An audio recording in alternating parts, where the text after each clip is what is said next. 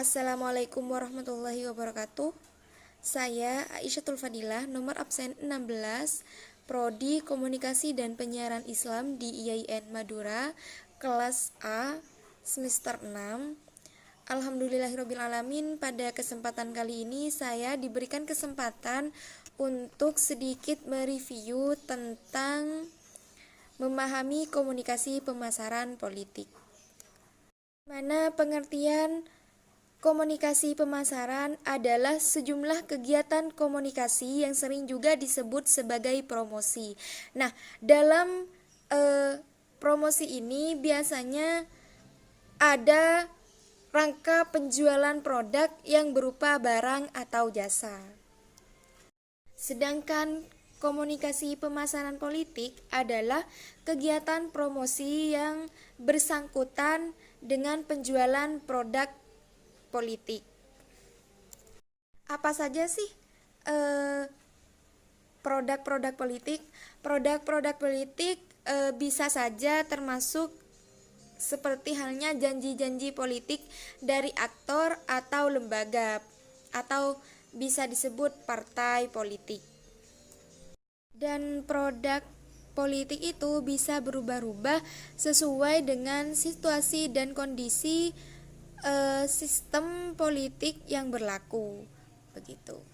Dalam sistem demokratis multipartai, produk politik yang ditawarkan lebih beragam ketimbang dalam sistem demokratis yang duipartai demi menarik perhatian konsisten. Sedangkan dalam sistem otoriter, produk politik biasanya seragam dan monolitik. Produk politik bisa juga berbeda berdasarkan cakupan wilayah nasional atau kedaerahannya. Janji politik capres tentu saja berbeda dengan wali kota atau bupati dan sebagainya. Pada dekade 80-an, komunikasi politik dipertukarkan dengan propaganda politik dan disamakan dengan usaha menciptakan pendapat umum. Dalam bentuk yang sempit, kegiatan kampanye menjelang pemilu sering dianggap sebagai komunikasi politik. Sedangkan memasuki dekade 90-an, pemasaran politik ini tidak bisa dilakukan pada jangka yang pendek, melainkan harus dilakukan pada jangka yang panjang. Hal ini disebabkan oleh dua faktor. Faktor yang pertama adalah semakin kuatnya demokrasi tak terkecuali di Indonesia. Sedangkan faktor yang kedua adalah semakin meluasnya pasar bebas di muka bumi ini. Itu juga dapat memberi pengaruh dalam praktik berdemokrasi termasuk di Indonesia. Kenapa demikian?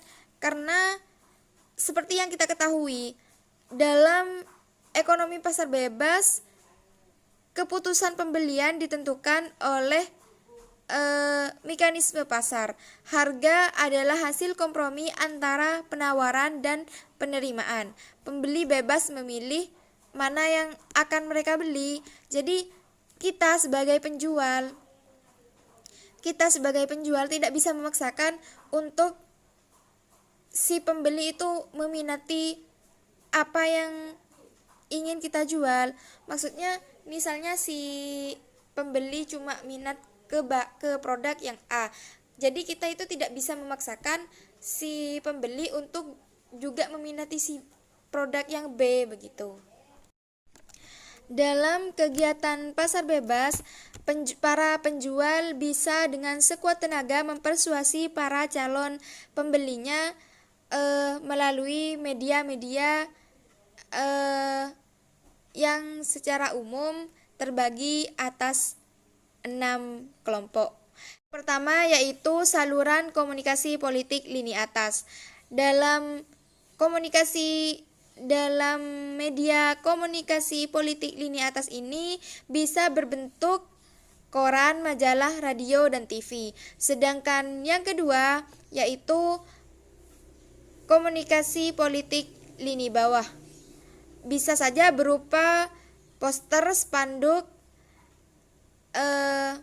stiker, dan sebagainya. Dan yang ketiga yaitu saluran komunikasi politik melalui special event dalam bentuk kegiatan-kegiatan yang dirancang khusus untuk tujuan politik seperti peringatan hari ulang tahun partai politik, acara peluncuran buku yang ditulis oleh seorang tokoh politik, dan kegiatan konvensi partai politik, serta sejenisnya. Sedangkan yang keempat, saluran komunikasi politik melalui media baru atau new media. Nah, yang keempat ini bisa berbentuk peluncuran website partai politik dan tokoh-tokoh politik. Sedangkan yang kelima, saluran komunikasi politik dengan komunikasi antar pribadi, baik secara langsung dari seorang politikus kepada politikus lainnya, maupun secara tidak langsung melalui mediator atau penghubung dari keduanya. Sedangkan yang keenam atau yang terakhir adalah saluran komunikasi politik dengan media tradisional yang biasanya berupa seni pertunjukan seperti wayang atau sebagainya. Akhir-akhir ini aktivitas politik banyak menggunakan media untuk menjangkau target halayak dalam pemakaian media termasuk media baru. Bertujuan untuk politik mereka dan untuk mengatasi hambatan-hambatan komunikasi dengan target halayak politiknya, baik secara geografis, demografis maupun psikografis, mengingat besar jumlahnya dan luasnya sebaran halayak politik itu.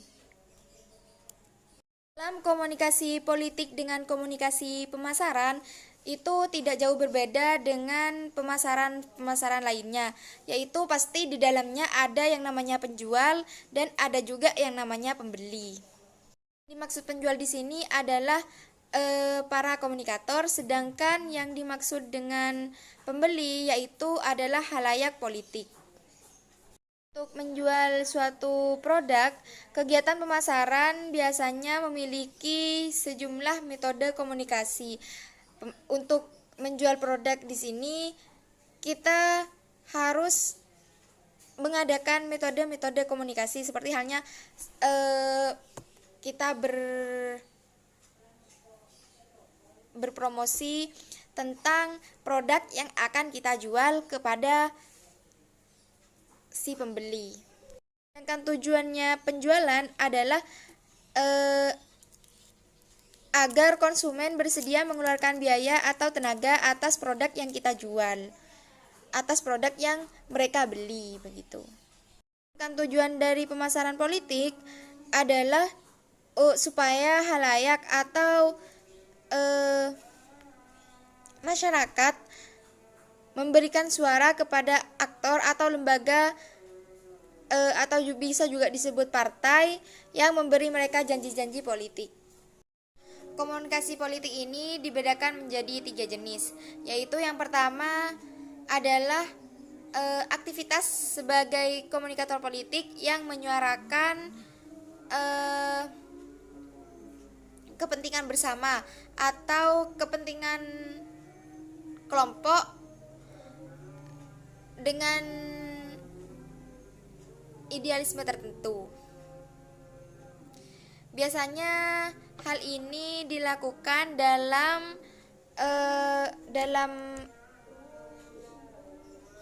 rangka perubahan sebuah politik. Dan yang kedua yaitu adalah mereka yang bekerja dan dibayar untuk kepentingan politik tertentu. Sedangkan yang ketiga mereka yang memang bercita-cita untuk menduduki kekuasaan tersebut. Baik ini merupakan kritik atau saran dari saya, dalam sebuah pemasaran atau sebuah pempromosian, kita harus menggunakan orang yang memang betul-betul ahli dalam bidang promosi, karena seseorang akan tertarik pada produk atau pada apa yang kita promosikan ketika pada acara promosinya berjalan dengan baik atau lancar dan bisa dimengerti oleh halayak begitu. Baik, mungkin hanya itu yang dapat saya sampaikan. Kurang dan lebihnya saya mohon maaf. Wassalamualaikum warahmatullahi wabarakatuh.